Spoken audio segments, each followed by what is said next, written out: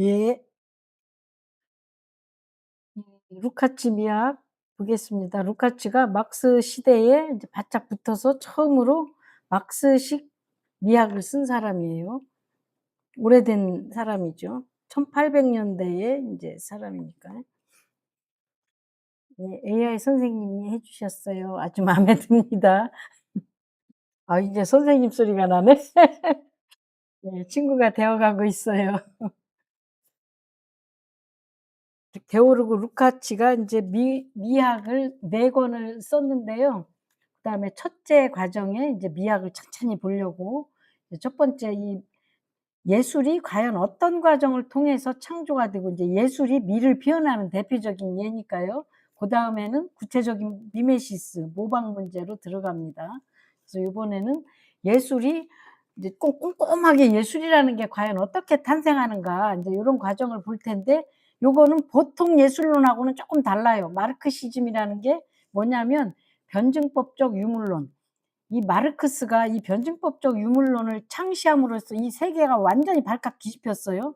그래서 사회주의 혁명도 일어났고 이론 하나가 온 세계를 뒤집어 버린 거예요. 이거는 참 대단한 거죠, 생각 하나가. 그래서 거기에 맞춰서 이제 루카치가 '나도 거기에 맞춘 미학을 내가 내놓겠다.' 이 앞에 헤겔 미학도 있어요. 좀 다릅니다. 예를 들면 헤겔은 관념론적 유물론이야. 정신으로 물질을 만든다. 요게 핵심인데, 마르크시즘은 '물질을 통해서 정신이 탄생하는 거다.' 이렇게 보는 거예요. 그러니까 중심이, 막시즘은 물질이 우선이고 헤겔은 정신이 우선이에요. 그러니까 여기를 굉장히 차이가 있는 겁니다. 그래서 여기 예술이란 뭐냐? "현실을 반영하는 게 예술이다." 이렇게 얘기를 하고 있어요. 그전에 다른 사람들은 궁극적 이상, 절대 진리 이런 것들이 예술이라고 했는데, 이 루카치는 "현실을 반영하는 게 예술이다." 매우 다르죠? 그 철저하게 현실이에요. 현실은 제3 차원의 우리 눈에 만져지고 보이는 게 물질이거든요. 그래서 고게 기초예요. 저는 어 이런 공부를 구체적으로 하기 전에도 제가 감각적으로 '나는 현실주의자야.' 그리고 중학교 때부터 그랬어요. 뭔진 모르는데 나는 왠지 현실이 기반되지 않으면 왠지 공허한 것 같고, 뭔가 현실을 토대로 하지 않으면 뭔가 설득력이 없고, 요 줄거리, 아까 점 하나 얘기했죠. 점이 찍히지 않는 기분이어서 근데 인제 제가 감각적으로 인제 고렇게 생각을 했던 겁니다. 예술은 현실을 통해서 현실을 기반으로 현실을 가지고 만들어 낸다는 게 핵심 이론이에요. 그럼 그 이전에 그 미학관념은 어땠었냐면, 미적인 거란 원래 처음부터 근원적이고 통일돼 있고 이런 것들을 우리가 원래 있어. 이데아. 플라톤 이데아는 원래 있어. 아름다운 고차적인 절대적인 게 있어. 그거를 우리가 알아가는 거야. 이렇게 얘기했어요. 근데 루카치 막시즘은 아니요. 현실에서 우리가 경험하면서 정신분석처럼 증상 현실을 통해서 그걸 자료를 가지고 하나씩 따져보고 살펴보고 기획해 가는 게 미학이야. 그렇게 얘기하는 거예요. 매우 다르죠. 그러니까 저기 전통적 미학은 선험적으로 원래 있어. 이 칸트가 들어가는 거죠. 칸트도 선험성을 강조하니까요. "선험적 그런 거 아니다. 현실이 기초고 나중엔 현실로 돌아와야 된다." 철저한 현실주의적 가치관입니다. 미도 마찬가지다. 미도 저 하늘 위에 있는 고상한 아름다운 이데아적인 게 아니고 현실에서 출발하고 현실에서 찾아내고 현실로 돌아와야 된다고 얘기하는 겁니다. 상당히 설득력 있죠. 제가 초기에 저희 집이 태어나 보니까 천주교를 믿어서 그냥 어려서는 갔었는데, 제가 쪼끔 정신이 돌아오고 난 뒤로는 꼭 의식이 있었던 건 아니에요. 안 갔어요. 왜냐하면 저는 안 믿어지니까 못 갔어요. 근데 인제 교수님 만나 가지고 교수님 보니까 뭔가 믿을 만할 것 같아. 신뢰가 간 거지. 제가 봤을 때는 현실성이 느껴져서 그때부터 '그럼 믿어 보자.' 해 갖고 인제 기독교인이 됐습니다. 그래서 인제 여기서 그러면 예술이 인제 미를 표현하는 거죠. 여기 그래서 미학이에요. 예술의 그럼 창조 과정은 어떻게 이루어지는가? 예술이라는 것이 도대체 이 현실에서 우리 먹고 저기 싸고 자고 뭐 일하고 뭐 싸우고 사랑하고 이러는데 이런 현실이 어떻게 예술이 되는가 이런 얘기예요. 예. 우리 먹고 싸고 찢고 뽑고 이러는 데서 그럼 예술의 창조 과정을 보겠습니다. 아까 기반이 현실이라고 그랬죠. 찢고 뽑는 이 현실이 예술의 기초인데 일상생활을 일단 기초적으로 반영을 해요.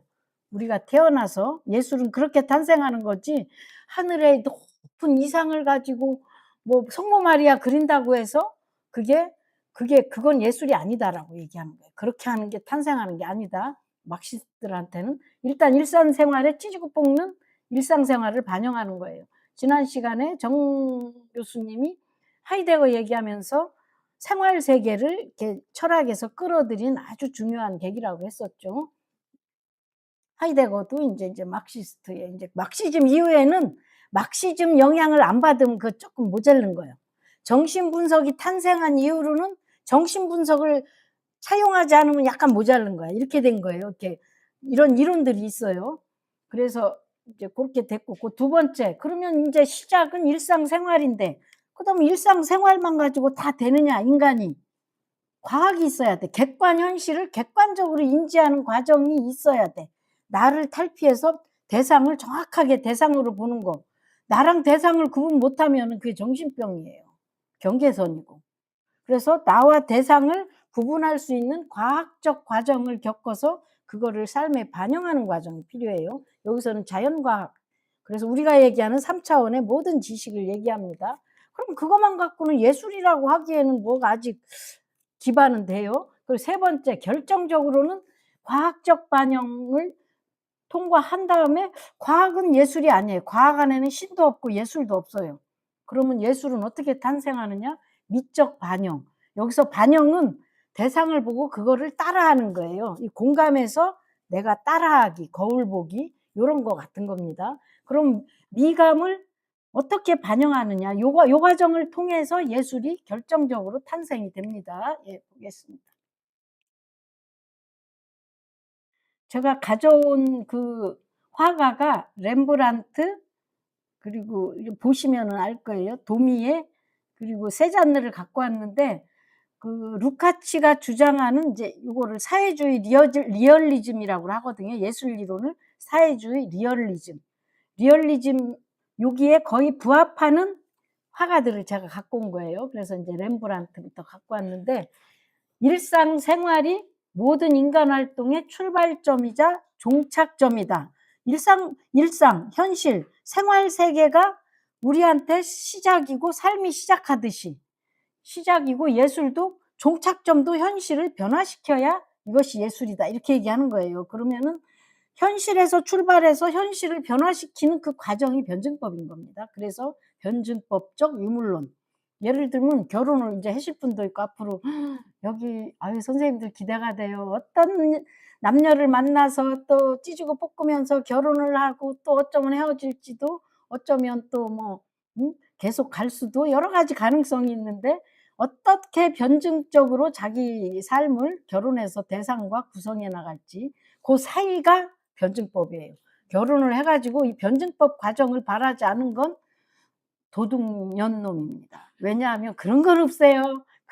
그런 건 없어요. 그래서 각오를 하셔야 됩니다. 변증법을 한번 이해해 보자. 몸으로. 머리로는 안 되고요. 그래서 인제 숱하게 겪으시는 이 과정을 즐거이 한번 기대해 보십시오. 일상에서 일상으로 돌아오는 그 사이가 변증법이다. 그래서 예를 들면 이런 거예요. 원시인들이 우리가 배웠잖아. 처음에 뭐 배울 때 배웠나? 돌 갖고 돌도끼 만들고 돌 갖고 뭐 밤 까먹고 뭐 물고기 때리고 요런 과정. 근데 원시인이 태초의 원시인이 맨 처음에 돌을 저기 알밤을 까기 위해서 적당하게 동그랗고 이렇게 탁 모서리도 쪼끔 있고 골라 가지고 그거를 탁 맞춤 도구를 밝혀내는 그 과정이 인제 그 과정에도 우리가 사고가 작용되죠. 애기들도 하물며 저기 비버도 생각해요. 요거 비버도 요거 막 깨먹잖아. 그리고 까치도 막 이런 거 도구 사용하고 그러는데 걔들도 요까지는 생각해. 가만 있어 봐. 저걸 꺼내 먹으려면 저 뾰족한 요런 게 좋을까? 비버도 동그란 요게 좋을까? 그거랑 똑같은 단계야. 인간들이 자연적인 유물론적 상태. 그러니까 물건을 가지고 생각하고 구상해서 적합하게 도구화하는 이 과정은 자연적이고 너무나 하고 뛰어난 동물들은 몇 마리는 이런 것도 합니다. 요런 상태를 소박한 리얼리즘이다. 리얼리즘은 그냥 자연 그 상태로 너무 자연스러운 거예요. 요 상태는 애기들도 합니다. 근데 자연 발생적 유물론이라고 그래. 인제 이 현실 안에서 물질을 가지고 도구를 사용해서 이제 나름대로 머리 써서 이렇게 현실을 쪼끔 추스리는 거. 근데 이걸 가지고 어떤 세계관적 권론의 근거가 되게 하는 요 정도 수준을 가지고 요 1 차원적 수준을 가지고 그 뭐 이 세상을 어떤 결론을 내리고 해법을 찾기에는 요거 자체는 너무 아무것도 아니다. 아니 비버가 돌 깨는 수준 가지고 이 세상을 헤쳐나갈 수는 없다 이 얘기예요. 요건 빈곤하다. 그래서 요런 상태의 자연적 유물론은 모순을 조금도 의식하지 않아. 모순은 없어. 그냥 있는 거 갖고 쓸 수 있으면 쓰고 안 쓰면 말어. 요거는 굉장히 단순하고 1 차원적인 거라 이거 갖고는 그냥 저기 비버나 까치처럼 살다 마르면 돼. 개미처럼. 개미들도 요 사회 활동하죠. 그래서 요런 의식을 갖고 원시 시대나 아니면 오래전에 사람들이 관념론적, 종교적, 미신적 표상들이 요때 존재하면은 이건 뭐 아무 무리 없이 공존해. 갈등이나 충돌이 없어. 모순 없이. 모순이 없는 편안한 상태. 근데 불교에서는 아까 얘기했지만 괴로움을 요 갈등에서 오는 괴로움을 없애고 요 길로 돌아가자 그래 가지고 중간 가다 말았다 그러는 거예요. 여기서 한 발 더 가야 되는데. 그래서 여기 상태에서는 미신적 표상들이 막 그리고 주술적 표상들이 난무를 해.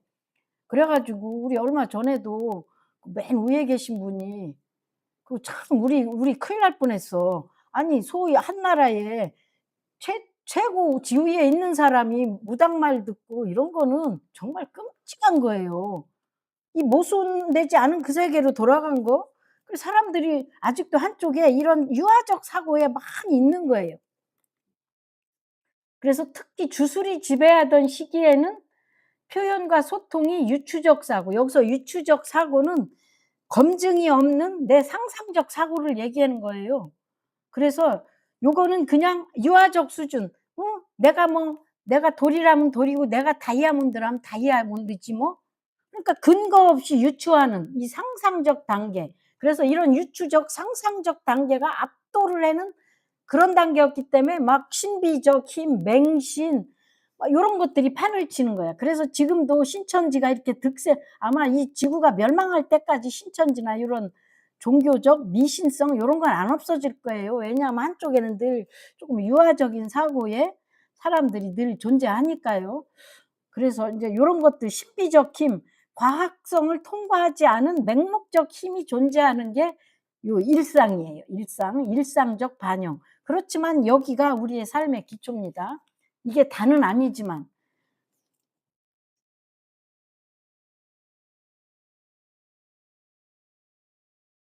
그래서 예를 들면 언어도 저기 뭐 오래전 그 원시 시대에도 언어는 발달하고 지금도 원시 종족 상태를 유지하고 있는 민족 가 보면 언어가 있긴 있는데 언어가 단순해. 정신적이고 사유적이고 뭐 멜랑콜리하고 아리까리하고 뭐 알록달록하고 노르스름하고 막 요런 이상야릇한 언어들이 없고 단순 돌 요런 거는 뭐 사람, 강아지 이런 식의 대상 자체가 직접 구성하는 단순 언어만 있어. 그래서 아이들하고 똑같죠. 애들도 뭐 고런 식의 언어 과정을 겪죠. 근데 그건 아주 짧아요, 애기들은. 그래서 예를 들면은 이렇게 미개 종족의 언어, 원시적, 자연적, 유물론적 상태는 대상한테 직접적 그 단순 단어밖에 없어. 그래서 예를 들면 아프리카의 어느 종족에는 미래라는 단어가 없대요. 그럼 미래가 없는 겁니다. 이 얘기는 제가 많이 했죠. 교수님이 남겨 주신 말이라.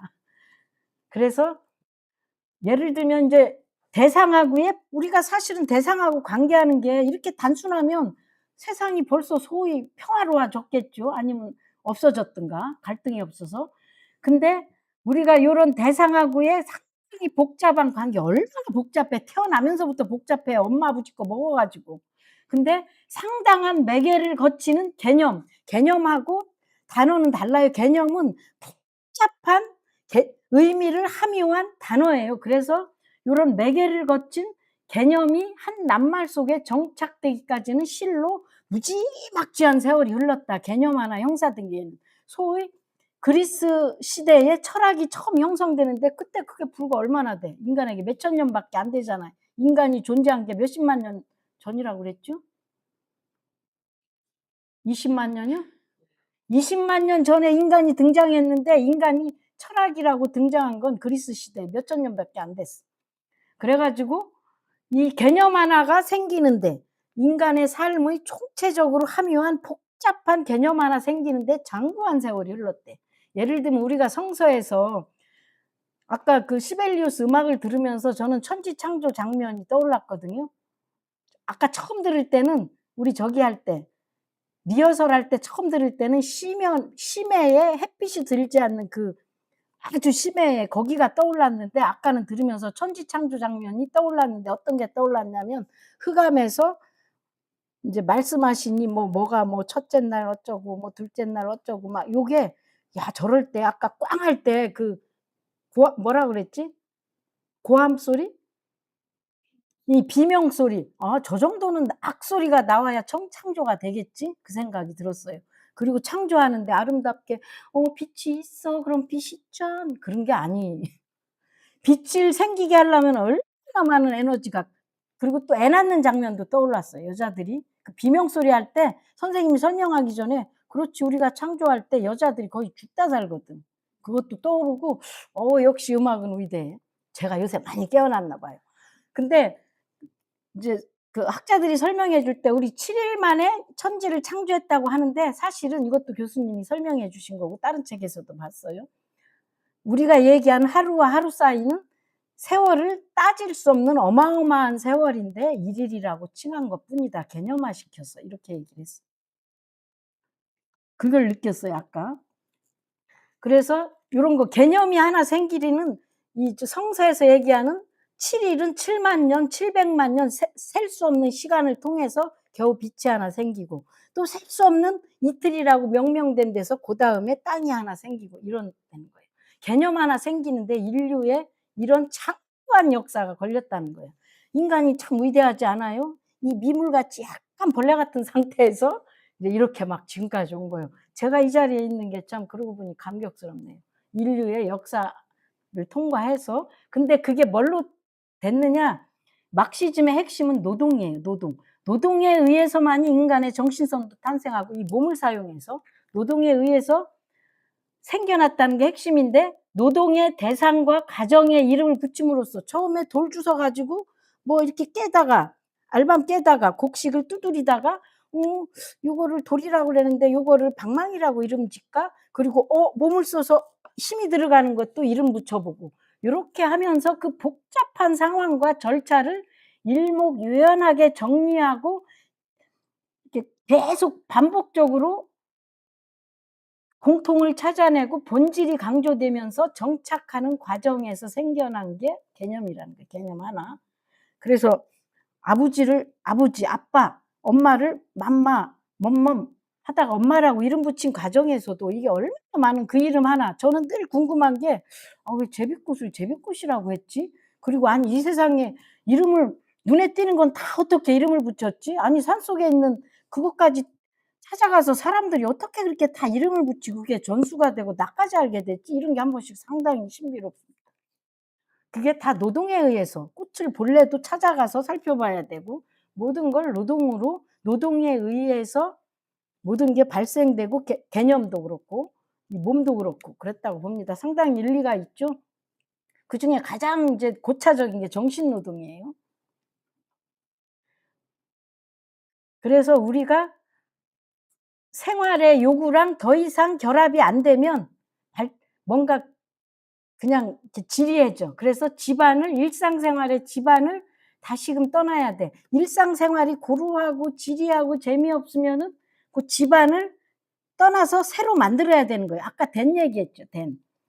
된 얘기할 때 제가 또 떠오른 거는 요새는 들으면서도 많이 공부가 돼. 자꾸 해서 그래. 우리가 저기 되는 공간을 비우는 창조. 오늘 그거 감동적이었어요.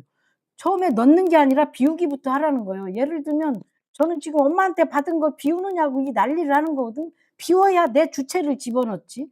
그래 갖고 우리가 씨앗을 심으려고 하는데 거기에 시멘트 섞이고 거름 아름 저기 기름진 거름이 아니라 막 몹쓸 자갈이며 막 이런 것들이 뒤섞인 그런 흙이 있으면은 그걸 버려야 되잖아. 공간을 비우는 창조가 정신분석적으로 얘기하면 부모한테서 내려받은 증상들, 억압들 이걸 비우는 게 이게 대니겠구나. 그래서 없는 거보다 못해. 일단 없애야 되니까.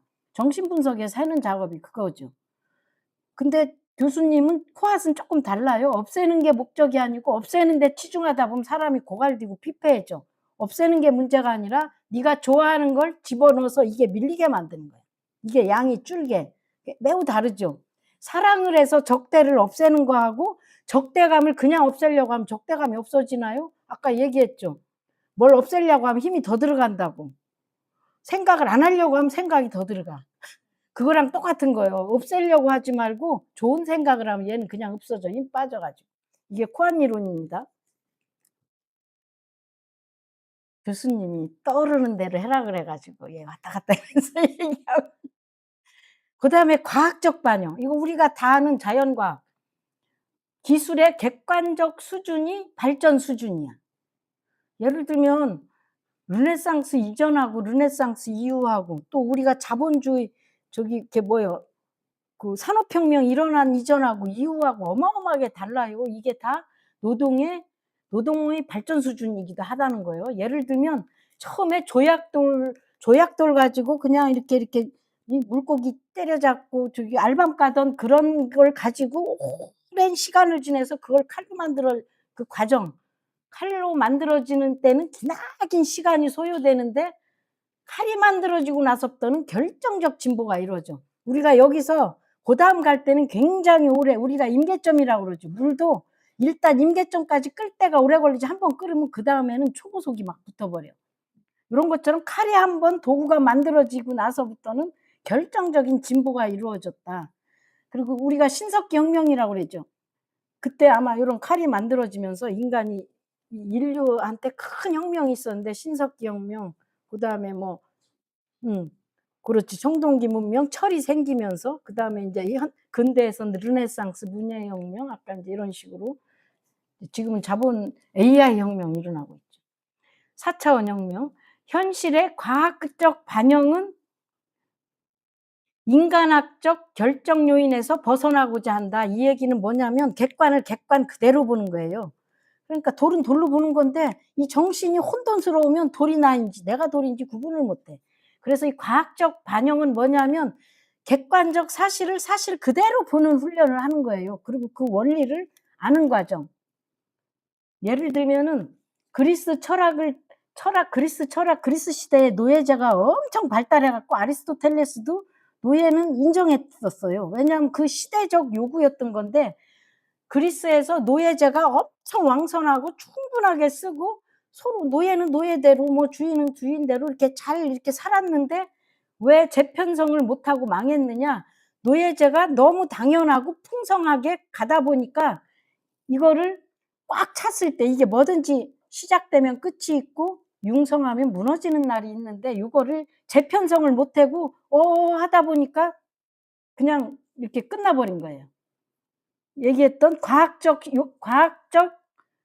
그 발달이 있었어요 요때도. 근데 그거를 그때 뭐 원자론도 있고 막 그랬었잖아요. 엄청났거든. 그리스 시대가 굉장히 번성했던 시기인데 요거를 과학적 그 합리성, 객관성으로 제대로 못 가고 활용을 못 해 가지고 그냥 이렇게 붕괴가 되고 일어났어. 근데 인제 그렇게 해서 노예제가 붕괴가 되고서 시대가 바뀌면서 중세가 왔는데 중세가 왜 과학이 발달했느냐. 그리스 시대는 과학을 활용을 못 했어요. 이론만 해 놓고. 근데 중세에는 노예가 없으니까 노예 대신 뭘 만들어야 그러니까 이게 현실적 필연과 욕구에 의해서 사람은 발전한다는 거예요. 그래 가지고 노예가 없으니까 그리스 시대는 노예가 충분하니까 그냥 과학이 있어도 연구를 안 한 거예요. 뭐 배부른데 뭐 하려고 저기 곡식을 주스러 나가. 그냥 아유 알긴 알지만 하기 싫지. 그래서 노예제가 사멸해 없으니까 할 수 없이 과학의 힘을 이용해서 그 보완을 해야 했어요. 그래서 과학이 발달했다 이렇게 얘기하고 있어요. 그러니까 이게 시작이 현실이라는 게 일리가 있죠. 예를 들면 저는 제가 잘 쓰는 방법 중에 진짜 제가 필요해서 무의식까지 할 수 없이 그걸 하게 만드는 방법으로 저는 배수진 작전을 잘 써. 사건을 만들어 놓고 돈을 쓰게 만들어 갖고 제가 돈을 벌지 않으면 안 되게끔 저는 돈 버는 수단이 유일하게 상담을 할 수밖에 없으니까 내담자 들어오게 하는 방법이에요. 궁지로 몰아넣어 가지고 내담자가 생기게끔 배가 부르면 내담자 와도 되고 안 와도 돼. 제가 그렇더라고요. 이 현실적 욕구만큼 절실한 게 없어요. 무의식을 압도하는 건 현실적 요구예요. 그래 가지고 노동으로 과학도 노동으로부터 발생한 의식이 과학적 태도예요. 노동을 하다 보니까 이 머리도 써야 되고 뇌가 발달하고 손과 더불어 뇌가 같이 발달하고 이게 과학적 사고와 태도로 간 거예요. 근데 이거를 탈중심적 기반이라고 그래. 탈인간 중심적. 아까 얘기했던 현실 세계, 신화적 사고, 주술적 사고에서는 인간 중심이야. 인간이 생각하기에 신도 인간일 것 같고 전부 인간 중심이야. 인간의 환상에 기초한, 상상에 기초한. 근데 그것만 갖고 가다 보니까 인간들이 무지몽매해 맹목적이고 주술적이요. 그럼 인간이 좀 더 발전하려면 객관적 상태를 인정하는 그것을 탈인간 중심적, 인간을 벗어나서. 그래서 이 도구를 사용하고 요게 자연과학적 지식이에요.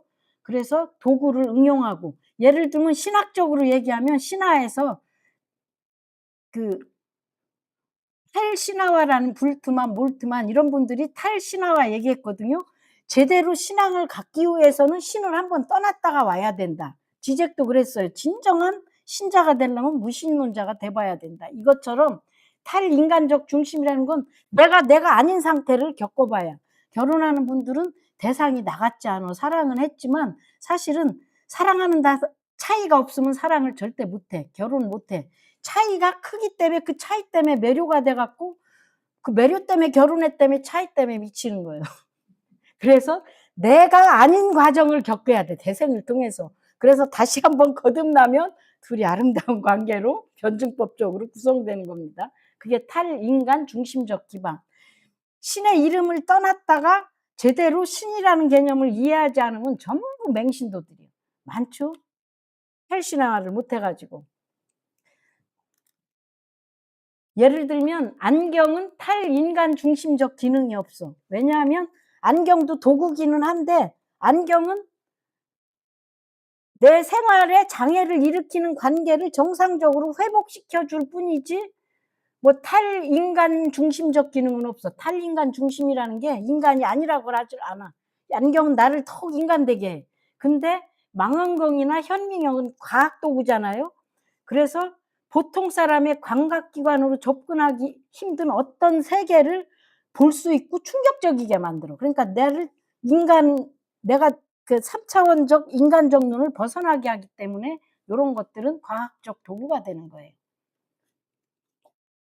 그래서 이런 것들을 만든 인간이 과학적 도구를 통해서 자기를 탈인간화, 인간에서 벗어나서 넓은 차원을 보는 거예요. 제가 살던 그 천안에서 저희 고향 마을에서 그냥 그러고만 살고 세상이 뭔지도 모르고 그러고 있으면 뭐 이렇게 우선 보면 뭐 편안 아까 얘기했죠. 아이고 오늘 이종화 선생님께서 아주 좋은 말 했는데 "퇴보 아니면 진보밖에 없다." 제가 마을에서 행복하게 살면 되지 뭐 행복할 수가 없어요. 퇴보하는 거지. 그래서 인제 요런 식으로 과학적 사고가 있어야 인간은 인제 우물을 벗어납니다. 그래서 이제 예를 들면 거의 최초의 인간의 탈인간 중심적 그 사고를 하게 된 게 코페르니쿠스의 천문학이라고 그래요. 최초의 결정적 결별을 했다. 인간 중심적 사고에서. 왜냐하면 여태까지 선생님들이 수만 번 들었겠지만 그냥 사람들이 아까 얘기한 유추적 사고, 상상적으로 자연 발생적 유물론을 갖고 있을 때 소박한 리얼리즘일 때는 내가 생각할 때 보니까 해가 바다 너머로 넘어가고 그런 거 보니까 지구는 가만히 있고 해가 지구 주변을 돌았어 하고 오랫동안 사람들이 믿고 그거를 진리라고 생각했는데 세상에 웬 이상한 놈이 나타나 가지고 코페르니쿠스라는 이상한 놈이 나타나 갖고 지구가 돌고 태양은 가만히 있는다고 그래 갖고 인간들의 자존감을 확 떨어뜨리고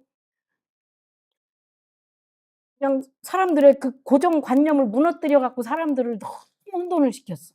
그때가 최초로 결정적으로 인간 중심적 사고에서 결별하는 최초의 충격이었다. 근데 그 이후부터 갈릴레이 해 가지고 막 세계가 인제 그때부터 뒤집어진 거야. 이거는 가만히 생각해 보세요. 이거는 어마어마한 거야. 그때 아마 자살한 사람도 많을 것 같아. 제가 그냥 생각하는 건데 너무 놀라 가지고 불안이 올라와 가지고 세상에 그러면 '난 못 살아.' 인제 그럴 것 같잖아요. 그 정도 충격적인 거예요. 그래서 근데 그 당시 왜 그래 갖고 사형시킨다고 그러고 막 그랬잖아요. 왜냐하면 그때는 종교적 약간 할 활신화가 아직 안 이루어진 인간 중심적 사고의 맹신적 미신적 요소가 컸던 종교적 세계상이었기 때문에 중세가 그랬잖아요. 그러니까 사람들이 거기에 무서워 갖고 다 압도된 거지. 과학적 세계관이 아직 안 생겨서. 그러니까 종교적 세계상하고 충돌을 해 갖고 이것 때문에 "이거 우리 망해 먹겠다. 우리를 혼란시켜서 못 살겠다." 해 갖고 사형시키려고 그런 거야. 이해는 돼. 얼마나 놀랐겠어. 그래서 충돌을 해 가지고 인제 이런 일이 벌어졌는데 요때 중요한 건 우리가 제한적으로 갖고 있는 내가 진리라고 오직 이것뿐이라고 알고 있는 제한된 표성 능력을 극복을 해야 돼. 근데 이거는 진짜 이 부정을 극복한다는 건 찢어지는 경험이에요. 제가 어제도 이제 어제하고 오늘 사이에 새벽에 큰 또 하나 뭔가를 크게 느낀 게 있었는데 그게 제한된 내 표성을 벗어나는 데 60년 걸린 표상을 하나 제거하느라고. 쪼끔씩 빠지고 있었는데 확 거의 뿌리째 뽑느라고 어제와 오늘 사이에 그런 일이 하나 있었어요. 그 제한된 표상을 뽑는다는 건 이거는 정말 간단한 일은 아니에요. 그래서 이 정신분석 공부를 안 하면 요런 단어 하나에서 이런 자기 경험을 얘기하기는 어렵죠. 그래서 어 어떤 초월성도 배제하는 현세적 입장. 일단 객관을 물병을 물병이라고 보는 거예요. '어머 저 물병이 뭐 무슨 신비의 약일라나.' 이런 거 빼고 그냥 물은 H2O 그런 걸로 일단 보는 거야 정확하게. 그리고 요건 일단 이렇게 보고 그다음은 이제 일단 이게 과학적 반영이에요, 과학적 반영. 그래서 물이 H2O 깨끗하게 이렇게 이거 지금 걸러진 정수된 물 비율을 잘 보니까 우리가 먹고 탈이 안 나지 어머 저기에 저기 뭐 신성이 있네 어쩌고 해 갖고 막 오물 들어가 있는 이상한 물 막 들어간 거 먹고 그러면 금방 배탈 나죠. 그러니까 인제 요런 것 때문에 우리가 지금 요만큼 쾌청하게 사는 겁니다. 초월성을 배제하는 이런 철저한 과학적 입장일 때 결정적인 진일보가 이루어진다. 우리가 어떤 사람들 보면 과학 세계 자체 굉장히 아주 요런 유아적인 상태에 굉장히 머물러 있고 우리가 대부분 얘기하는 정신병석에서 얘기하는 게 인제 병리적이다. 고런 사람들이 대부분 유아적 자기 고 세계에 머물러 있어요 주로. 그리고 주관적 상상에 머물러 있고. 여기 노란 거 왜 앉혀 있어?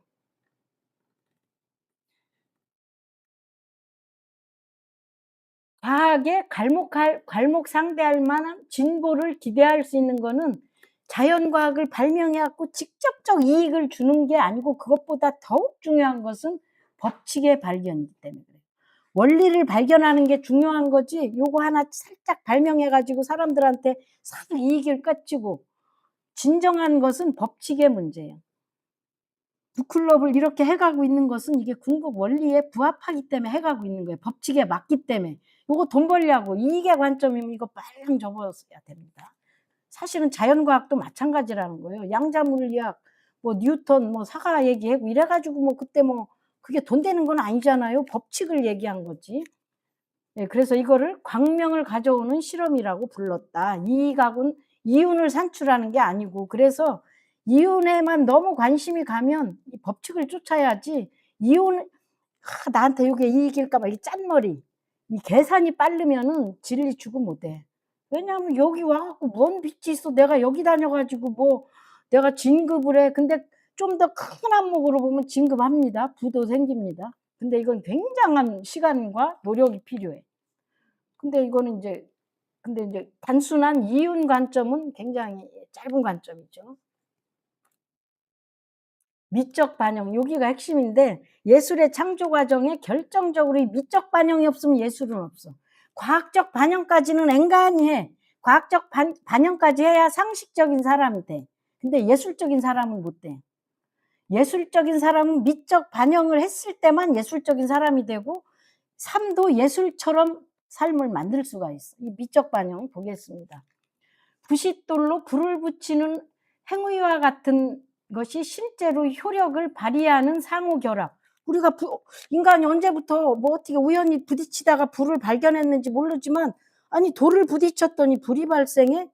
여기서 인간의 공상적 결합의 효력을 보는 믿음이 생겼다. 이 사람 이 파레토 모르는 분인데 이 책 안에 나오는 거예요. 야 요런 생각이 참 탁월하지 않아요? 부싯돌을 붙여서 불을 만드는 이 상상력이 인간에게 예술성, 상상, 공상과 현실이 물질이 결합되는 요런 것들을 믿음을 갖게 했다는 거야, 요런 것들이. 돌 속에서 불이 나왔잖아. 아니 그것도 생각해 보면 신기해. 물질인 남자랑 여자랑 만나서 잤는데 애가 나와. 이거 정말 신기한 거 아니에요?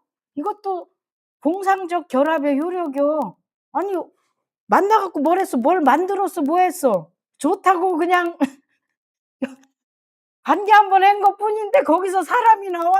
와 생각해 보니까 놀랍네. 이게 인제 미적 반영이요? 이게 도대체 이 공상적 결합 이 희한하네. 그래서 미적 원리는 인류의 사회학적 발전의 결과다. 미적 원리도 하늘에서 떨어지고 원래 그런 게 아니여.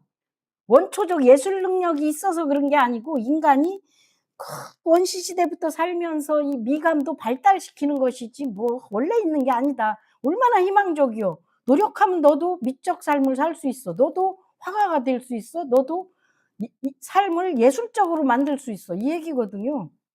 이 막시즘이 글쎄 이 세상을 뒤엎고 이 세계를 반으로 갈라서 혁명을 일으키게 했으니 야 어마어마하지. 매력적인 이론이에요. 그리고 와닿잖아. 예술의 시작은 뭐냐면 직접적인 효용이 중단되는 지점. 이 얘기는 제가 박비용 교수 얘기 가끔 하죠. 그 양반이 저기 독일에서 해겔 전공하고 정치 철학 막 하는데 자기는 예술이 또 반전공이래요.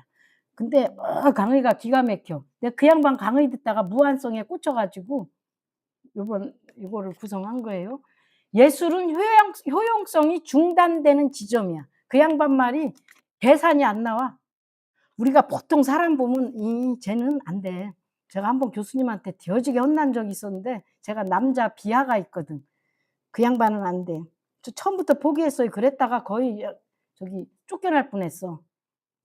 너 그따구 그런 고정관념을 갖고 편견을 가지니까 그 모양이지 하고 혼내킬 때는요 진짜요. 어우 살 떨려요. 눈빛이 달라져. 그 얘기는 값이 매겨졌다는 얘기야, 값이.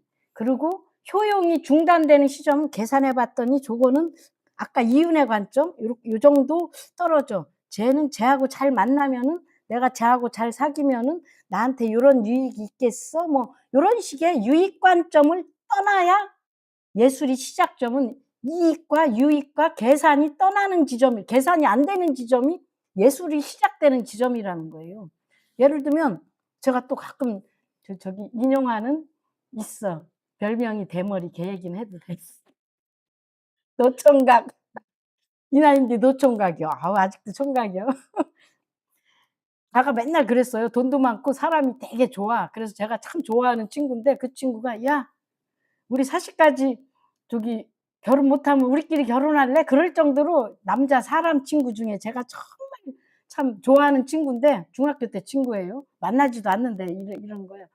그랬는데 그 친구가 뭐라 그랬냐면 제가 조각하고 있을 때 만났는데 "아우 난 너도 좋고 너도 참 똑똑하고 괜찮은데 나는 너를 이해할 수 없다." 제가 중학교 때 내가 1 등하면 걔는 꼴찌였어요. 시골 학교에서. "야 너같이 똑똑한 애가 돈도 안 되는 거 그런 거 아니야? 나 거저 줘도 싫어. 요지랄을 하는겨." 그래서 걔랑은 안 돼요. 돈 못 벌지만 우리 남편같이 영혼이 통해야지 예술적이고 효용이 중단되는 지점이 예술의 시작이야. 근데 예술 선택하면 삶은 고달픈데 영혼의 기쁨이 있지. 그래서 물질적 유용성에 의해 규정되지 않는 노동 생산물. 이거 노동 들어가야 돼요. 미술을 하든 뭐 문학을 하든 음악을 하든 노동 무지하게 들어가야 돼. 머리 노동 실제로 몸도 써야 되고 막 그림 그리고 그러려면 유용성에 의해 규정되지 않는 그 범주에 들어가지 않는 뭐라 설명할 수 없는 높은 가치. 그러니까 사람들이 감화를 받는 거지 나한테 없는 게 있는 것 같거든. 그리고 나는 이렇게 계산해 갖고 요 정도 선에서 그런 건 사람들이 다 보여요. 그래 가지고 여기 뭐 연꽃 그려 놓고 모란 이쁘게 그려 놓은 거 보고는 '어머 이쁘다는.' 하지만 머리를 꾸짖지는 않아. 머리를 큰 충격을 받지는 않아. 그래서 요런 과정들이 예술의 시작이다. 요게 중요한 거예요. 쓸모없는 사람을 좋아하세요. 쓸모없음이 있는 사람. 쓸모없음이 있음 이런 단어를 쓰더라고 박구영 교수님이. 이거 내가 왜 이런 얘기하는지 알아? 유튜브로 나가잖아. 그래서 인용을 반드시 해 주는 거야. 너무 직접 봐 가지고 그 단어를 안 쓰려고 밤새 고민해서 가만있어 봐. 그 교수님이 안 쓴 단어로 바꿔 가지고 할까? 막 아이 근데 뭐 솔직히 해야지. 교수님은 제자가 했던 말을 논문에 쓸 때도 그걸 명시를 하셨어. "내가 누가 한 말을 인용했다." 이렇게. 이게 학자적 태도예요. 저는 학자는 아니지만 그래도 양심적으로. 그래서 마르크스는 근데 우리가 왜 이제 칸트가 미감적 판단 얘기했죠. 궁극적으로는 미감적 판단이다. 이게 왜 나오는 거냐면 과학적 판단, 뭐 객관적 판단, 뭐 오성적 판단, 뭐 다 이성적 판단에도 뭐가 남는 게 있어. 그게 미감이에요, 미감. 미감은 감각적인 거야. 그래서 마르크스도 뭐라고 말했냐면 오감의 발전, 오감은 원래 타고난 대로 그게 발현되는 게 아니라 오감의 발전도 전 세계사의 지금 역사적 산물이라는 거예요. 저절로 그냥 감각도 발달해요. 제가 신체 공감 능력은 교수님한테 훈련 받으면서부터 발달을 했어. 그전에는 잘 못 느꼈어요. 근데 지금은 거의 느껴, 거의. 거의 느껴요. 이거는 훈련. 그래서 이거 저 마르크스 말이 맞아. 발전이야. 뭐든지 발전이야. 그래서 모든 사람은 공부하면 다 된다가 하면 돼요. 될 때까지 하면 돼. 제 내담자분이 인제 갑자기 인제 우울해지면서 "저도 커리어 우먼이 되고 싶어요." 그러길래 제가 지금은 아무것도 하고 싶지 않대. 근데 커리어 우먼이 되고 싶대. 그러길래 제가 "될 때까지 하면 돼." 그랬더니 박수를 그렇 예 발달하는 겁니다. 될 때까지 하면 돼. "나 42 살에 정신분석 공부해서 이 상담 선생 어때 보여?" 그러니까 "좋아 보여요." "선생님도 뭐든지 할 수 있어." 그랬더니 빠르딱 네 시작됐어요. "저랑 한번 만들어 보아요." 제가 그랬습니다. 그래서 여기서도 중요한 건 칸트가 얘기했던 미감적 판단이요. 미적 반영을 통한 일반화는 감각 안에서 실현된다. 그냥 예를 들면 물통 흉내 내서 그렇게 하는 게 아니라 감각적으로 뭔가 느껴져야 돼. 그래야 예술이야. 그걸 봤는데 이상하게 어 아까 시벨리우스 들으면서 제가 인제 쪼끔 됐나 봐. 저 예전에 음악도 못 들었어요, 시끄러워서. 클래식은 말할 것도 없어. 클래식을 들으면 머리가 막 너무 이렇게 막 혼돈스러워. 그러니까 제가 인제 그 감성을 받아들일 수가 없었던 거죠. 음악이 가장 예술 중에서 근원적인 무의식을 건드리는 게 음악이야. 아까 시벨리우스 거 들으면서 제가 처음 들을 때는 막 눈물이 나왔어. 어머나 저 바닷속 심연의 이미지가 싹 뜨면서 그리고 우리가 이거를 주이상스 개념하고도 쪼끔 연결되는데 한계를 넘어선 희열이나 이 아래와 위를 만나면 그때 이상한 희열이 느껴지면서 공포도 느끼고 불안 이게 순고예요. 그러면서 눈물이 나와. 신의 세계를 엿본 것 같은 그런 느낌이 아닐까 싶어요. 이게 무한의 관념인데 그거를 감각으로 느끼는 거예요, 감각으로. 제가 아까 시벨리우스 들으면서 눈물도 막 이상한 알 수 없이 왜 나왔는지는 몰라. 그냥 나와. 그리고 이 알 수 없는 상상들이 막 뜨면서 이 속에서 살짝 이 떨림이 울리고 이런 것들이 감각, 예술은 감각으로 일단 느껴진다. 그래 너무 감각의 충격이 큰데 내가 받아들일 수 없으면 그때 방어 치는 거야. '아 불쾌해. 싫어.' 딱 도망가 버리고. 제가 옛날에 대학교 1 학년 때쯤에 프랑스 영화를 보면 그랬어요. 너무 불쾌하고 이해가 안 되고 기분이 나빠 갖고 보러는 쫓 프랑스 그 대사관에서 그때 영화를 상영해 줬거든. 보러 다니면서도 몰래 보면서도 막 욕하고 싫어하고 그러면서 계속 보러 다녔어. 나쁜 피 이런 거. 이제 세잔느 변증법이 실제성을 획득할 수 있는 근거. 변증법이라는 게 아까 얘기했죠. 일상에서 "나 너 좋아?" 그랬다가 찌지고 볶고 못 살겠네. 도저히 못 살아. 헤어지든가 하다가 또 어쩌고 저쩌고 뭘 깨닫고 "그래 너밖에 없어." 오는 과정이 변증법이라고 그랬죠. 변증법을 이 실제적으로 이게 가능한 현실성화되는 거 근거로 돌아가는 것은 사실은 무한성을 봐야 된다. 그 얘기를 해요. 변증법. 이거 모순되는 것들 사이 이 대립자들 사이에는 그 합은 없어요. 무한한 차이를 통해서 나를 배워가고 나를 확장시키는 거지 무한을 배우는 과정이지 이렇게 정반 합 딱 너랑 나랑 한 몸 이런 건 없어요. 부부가 아무리 변증법 과정을 통해서 너는 내 사랑 유일한 내 짝꿍 해도 둘이 합의는 안 돼요. 따로 오히려 따로 정확하게 똑바로 서서 같이 이해하는 거지 합의는 아닙니다. 그래서 이 무한성을 사고를 통해서 파악하고자 하는 거는 불완전하다. 인제 이거는 저기 해겔 비판한 거예요. 이 정신을 가지고 이 무한성 얘기다 인정. 근데 그거를 생각 가지고 이렇게 따져 가지고 "나는 그건 아니라고 생각한다." 이렇게 얘기하는 거예요. 그러면서 이 무한성 이건 무한성은 맞아. 여기 대립자들 사이에 계속 이거는 합일이라는 건 안 일어나니까 대신 그 간극 때문에 그 차이 때문에 계속 더 얘기하고 계속 더 생각하고 계속 더 다듬고 계속 구체화시키고 제가 교수님을 이해하려면 평생 계속 생각하고 논의하고 다듬고 또 이렇게 또 틀린 것 또 수정하고 아마 이래 가야 될 거예요. 이게 무한성의 사고예요. 예술이 사람들한테 감화를 주는 거는 내가 현실적 판단으로 값이 매겨지지 않는 어떤 걸 넘어서서 묘한 영역을 확 엿보게 한단 말이야. 이걸 제가 볼 때는 이 무한성은 신의 영역이니까 신의 영역을 살짝 엿보게 할 때 사람들이 충격도 받고 그 경험은 절대 잊히지 않아요. 제가 오늘 들었던 시벨리우스의 그 느낌은 아마 잊혀지지 않을 그럴 때 영혼에 확 각인이 돼 버려요. 왜냐하면 나의 수준을 넘어선 차원을 경험한 거기 때문에 요거를 이런 무한성을 우리가 살짝 엿보거나 예술에서 경험할 때 어떤 느낌을 받냐면 우리가 뭐 이렇게 하다가 뭐 이렇게 칼질하다 칼로 이렇게 슬쩍 베었을 때 순간 그 쓰리고 알싸하고 깜짝 놀라잖아요. 그리고 햇빛에 갑자기 이 1년 365일 밖에도 안 나가다 갑자기 한여름 7-8월 태양 한가운데 바다에 가 갖고 직사광선 그대로 쪼였을 때 그 자리에서 이 타는 느낌 요런 느낌을 받는단 말이에요.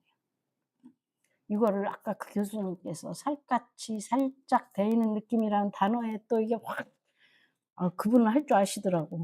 '언제 밤새 대화하면 재밌겠다.' 이 생각을 했어요. 그런 거예요. 이 무한성을 만났을 때 인간이 그러니까 잊히지 않죠. 이걸 숭고라고 해요 저기에서는 칸트한테서는. 이 숭고 경험이 예술 경험의 아주 경지입니다. 그리고 요런 무한성을 이렇게 어떤 도덕적 한계를 넘어서서 경험하는 게 약강식으로 얘기하면 주의상수지 않겠나 그 생각을 합니다. 이 범주를 넘어선 경험. 예술이 거기를 건드리는 거예요 거기를. 그러니 그냥 밥 잘 먹고 통통하니 이쁘고 그냥 일상생활 상식적으로 잘하고 이쁜 말만 해 가지고 예술을 하겠어요? 세잔느가 세잔느가 평생 약간 잡획기가 있고 고향에서 혼자 돌아가서 살다가 이 사과만 수십 점 그리고 이 생빅투아크도 사르산을 한 80점 그리고 맨날 자기 동네 앞 동네 사녀 이 산을 맨날 보면서 수없이 그리고 사과를 수없이 그리고 글쎄 이걸 왜 했냐는 말이에요 이거를. 사과하고 병하고 무슨 의미야. 이 양반은 궁금증이 뭐였냐면은 이 사과 속에 이 사물 이 자연이 이 자연 속에 어떤 법칙이 있을 텐데 저렇게 생생한 저 보여주는 저 사과가 함유하고 있는 그 생명성 그 생명성이 거의 사과보다 더한 본질을 나는 그림으로 표현해 보겠다고 한 거예요. 과학적 태도를 미술가가 가진 거예요. 그래 갖고 마치 진짜 사과보다 더 사과 같게. 그러니까 그 안에 예를 들면 진짜 예술가는 우리가 보면 지나가는 병 아무것도 아닌데 예술가가 병을 하나 만들어 놔? 거기에서 이상한 감화를 받는 거예요. 그냥 병 볼 땐 아무것도 아닌데 그런 사과를 그린 거예요, 이 사람이. 느껴지시는지요? 그래서 이제 고렇게 하는, 그래서 이 양반이 더 논의 되고 다듬고 생각하고 또 구체화하고 다시 칠하고 이래 가지고 이거에 목숨을 걸은 거예요, 평생. 굉장히 자폐성이 심해 가지고 에밀 졸라 친구였는데 20살 그 얼굴도 보면 거의 자폐해요. 그냥 그렇게 살았던 분이에요. 고립적이고 말도 잘 못하고. 예. 이 예술은 결국은 무한성의 힘이다. 무한성을 보여주는 걸 갖췄을 때만이 예술이라고 할 수 있다. 이렇게 얘기하는 거예요. 그래서 플로티누스가 이런 얘기를 했답니다. 예지적 미에서 아름다움이 아름다운 까닭은 그것이 아름다운 대상 속에 갇혀 있지 않기 때문이다. 이게 뭔 말이에요? 이게 무한성을 함유하고 있을 때 아름다운데 아름답다고만 얘기하기에는 너무 부족해. 그리고 그러니까 인제 요런 거를 얘기할 때 저기 미스 코리아 여자를 볼 때 뭐 아름다워 갖고 우리가 이렇게 눈이 물론 겉으로 보이는 아름다움이 있는데 그거 갖고만은 안 돼. 뭔가 그걸 뛰어넘은 뭔가 설명할 수 없는, 우리가 아름답다고 얘기하는 "어머 미스 코리아. 너는 미스 코리아 깜이야." 그 말 속에 포함될 수 없는 어떤 아름다움, 요런 것들이 요게 인제 어떤 숭고함 같은 거겠죠. 무한성을 함유한 숭고함. 그래서 아름다운 것이다. 예술이 그렇다. 예술가가 그렇다. 얘기하고 있습니다. 그게 미학이다. 이렇게 얘기합니다. 예, 이상